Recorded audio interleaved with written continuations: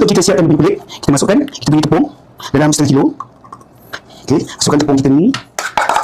Yang telah saya sediakan. Okey, masukkan kita punya tepung beras dalam 4 sudu makan. Masukkan juga kita punya tepung ubi. Okey, dalam 4 sudu makan juga. Okey, sementara kita dah masukkan ni, jangan lupa kita panaskan sedikit minyak masak bercampur dengan kita punya margarin yang sebanyak 100 gram. Untuk kita cairkan dia, masukkan dalam kita punya adunan tepung. Okay, kita cairkan dulu. Ambil dalam 1 sudu garam. Dalam 1 sudu makan garam macam ni, kita masukkan dalam air suam, dalam air suam untuk kita jadikan kita punya dough. Okey, sekarang minyak yang kita cairkan bersama dengan margarin dah betul-betul panas padamkan dulu api dia. Okey, dah betul-betul panas, kita curahkan dalam kita punya tepung. Jangan pakai tangan kita pakai sudu kayu untuk kita gaul dia. Pastikan dia dah betul-betul sebati dengan tepung, lalu kita masukkan air sedikit demi sedikit untuk dijadikan dough. Legai, tepung kita dah legai macam ni, boleh lagi kita masukkan air yang kita campurkan dengan garam sedikit demi sedikit untuk kita jadikan dough. Jangan terlampau banyak air, nanti dia lembik. Okey, sedikit demi sedikit dulu, baru kita gaulkan sampai kita punya adunan tidak melekit di tangan. Okey, bila kita dah letak sikit-sikit air, dough kita pun dah menjadi, dah tak melekat lagi kat tangan.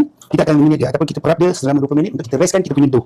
Sebelum kita boleh uli dan masuk inti tekap. Okey, bila macam ni, kita restkan dia seketika selama 20 minit. Stay tune.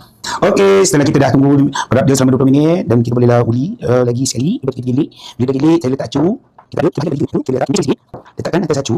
Okey, acu saya ni besar.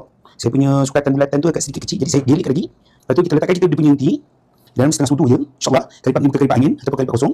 Kita dah letak dan kita boleh juga letak sedikit air bagi dia mudah lekat ni tip, mudah lekat dan tak terbuka time kita masa menggoreng. Lepas tu kita ketip dia. Bismillah, insyaAllah Allah bagi sedap. Kita letak boleh pandai lagi kita ambil macam ni. Okay, bila dah tolak barulah kita boleh buka. Alright, kita akan buat teruskan. Kita cetak satu-satu, insyaAllah bila dah siap kita boleh goreng dan hidangkan. Okay, sekarang apa yang kita dah tekap, apa kita dah cetak, kita cetak boleh lagi kita goreng. Okay, kita tengok macam mana hasilnya. Sekarang minyak kita dah dipanaskan. Okay, bila minyak dah dipanaskan macam ni, bolehlah kita try dulu masuk. Oh, rasanya dah boleh nak membuat tu, boleh lah. Kita masukkan semua. Bismillah. Okay, kita punya kali lipat pun dah kuning. Okay, kuning macam ni, dah boleh kita angkit ataupun kita angkat dia.